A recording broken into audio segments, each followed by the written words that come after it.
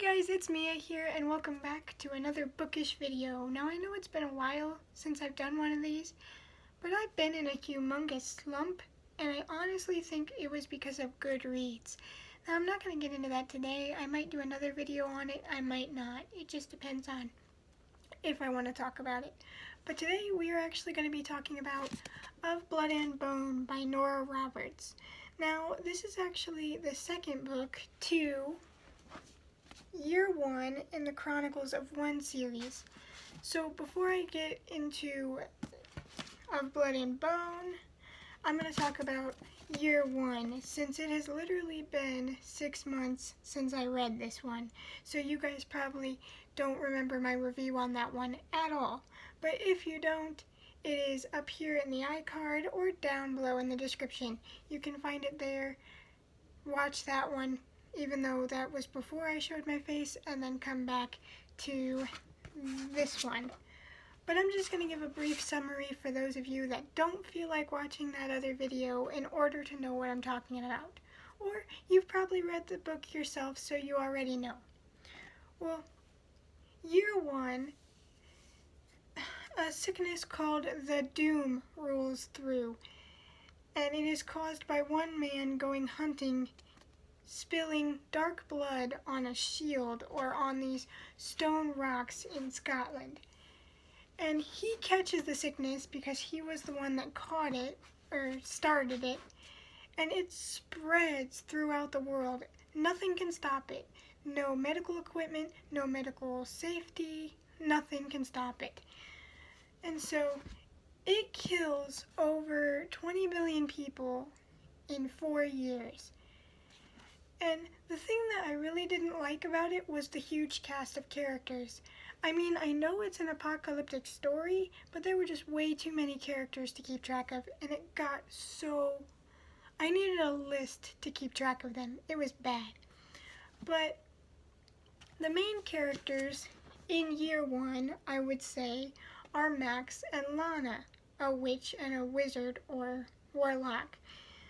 But the thing about the sickness is, it kills anyone and everyone, except if you're immune or you have hidden magical blood. And so the thing is, the people who were immune either became military or they became purity warriors. And what purity warriors do is they went and killed everyone that was uncanny, as they call them. They call anyone with magical abilities either dark uncanny or light uncanny, depending on whether they're good or evil. So with all these people suddenly gaining magical mystical abilities, they call it magics with a S, they were understandably confused. And so our main couple, Max and Lana, who I would argue are the main two of the whole first book, end up forming friendships with this whole cast of characters. Like, I'm not going to mention them all because, like I said, I needed a list to keep them all together, but there were a lot. And it's an apocalyptic story. I get it. There's going to be survivors, but geez, I needed a list. So they end up going to this city and forming a city called New Hope because they wanted this city to be the new hope of the world, you know? So they literally named it New Hope. But there was this issue and Lana had to run with her daughter who she was pregnant with, and that's where Of Blood and Bone comes in. Now I liked this one better. I mean, I gave the first one a 4-star because of the huge cast of characters that got so hard to keep track of. But this one's a 5-star because it really does not have that huge cast of characters, and the characters that are still around we already know because the first book. So it was so much easier to keep track of. So this one starts off 12 years after Year 1. So the Doom has went through.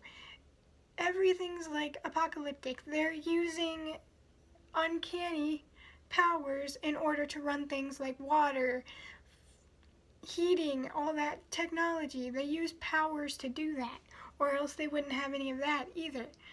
So after these 12 years, Lana's daughter, Fallon, who is named after Max Fallon, her actual dad, is 12 years old and is getting ready to go on this huge journey that was foretold to her because of how she was born. She is the one, hence Chronicles of the One. She's the one. She's supposedly born of a goddess or a god, and that's why she's like the chosen one, you know? So it centers around her, and when she is 13, she has to go off and train. And her trainer, Malik, tells her she has to find, first, a white owl and take his apple, a white wolf and take his golden collar, and then, once she gets those two, she has to find a white stallion, and I forget what she had to take from him, his saddle? That's stupid. I think it was his saddle. I forget. But she has to first get all three of those animals while she's training in not only her magical abilities, but her, like, physical abilities and her sword play, and she trains in all that. And understandably, she feels like there's way too much weight on her shoulders because she's like, I'm only 13, and I just turned 13, and I have to train for 2 years to save the world. And so, understandably, she is angry, she's frustrated, she's scared about having to be the one and having all this weight on her shoulders. Literally, the weight of what is left of the world is thrown on her shoulders, and she's like, I don't know what to do about it. But she trains with Malik for 2 years and then is able to go home again, and she ends up having to be this military leader. She gets armies together, she tries to train them, she's freeing light uncannies and fighting dark uncannies. And the thing about New Hope is, I thought they were all dead in the first one, but some of the characters actually survived and still thrive in New Hope. And they are actually going through to Purity Warrior camps, which the Purity Warriors are humans that feel like any uncanny needs to be destroyed, captured, experimented on, or just turned to slaves. That's why they're called the Purity Warriors, because they think what they're doing is being done for the good of God. You know, that whole thing, that crazy, oh, I'm a Christian, so you're automatically the devil, whether you use your powers for good or not. But as a Christian, I think they're stupid. Anyway, so they have to go through, and they decide to take it on themselves to go to these Purity Warriors, kill them, stop them, and save these good uncannies that are being captured, experimented on, tortured by these men and women who think they're better than them because they're immune humans. Which I thought that was a nice twist. I liked reading about them going to save them as a mix of Fallon, who's trying to go and build this army, and she's like, not everybody's ready, they have to be ready, they have to train. This is serious because something big is coming. We don't really see what the big thing coming is because I guess it's in Rise of Magix, which I think is the last one. But we don't see what the big thing is yet, so I think the big climax will happen in book 3. And Fallon, even though she has these powers and she's grown up in this situation, seems like a very down-to-earth, relatable character. And she's like, I don't want to raise a war. At the point after training, she's only 16, or 15, my bad. Math, that didn't connect in my head, but she's only 15 after times of training. And then she still has to raise an army. And her mom, being the witch who started New Hope and is trying to figure out her powers herself and is this healer and this cook, and told to be a leader is like, you're too young for this, but I know you need to do this, so go and do it. And I really like Fallon's journey. I really like the whole New Hope is going to save these good uncannies and having to deal with the purity warriors, and not only that, but the dark uncannies, and then not only that, but they have to deal with other human raiders that aren't purity warriors or aren't uncanny, and it's just such a good storyline and so well done, and I really enjoy it. And I honestly think that because we already knew the characters from the first one, it was easier to keep track of them all, and they felt like there was a lot less to keep track of.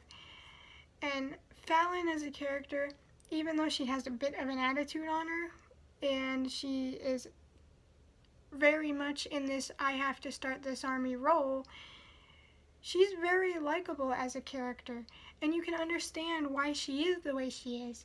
And overall, I think this one got a better rating in my opinion, but like I said, I don't have Goodreads anymore. I might talk about why not, but I might not talk about it, so that's up in the air. But if you enjoyed the second one,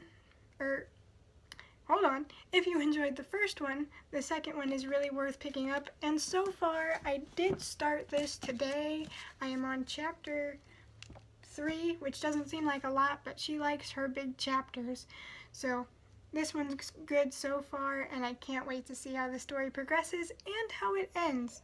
So hope to see you next time, and I hope you guys enjoy your reading. What are you reading? Let me know in the comments below, but no spoilers because I might not have read it and other people might not have either. Okay, bye guys.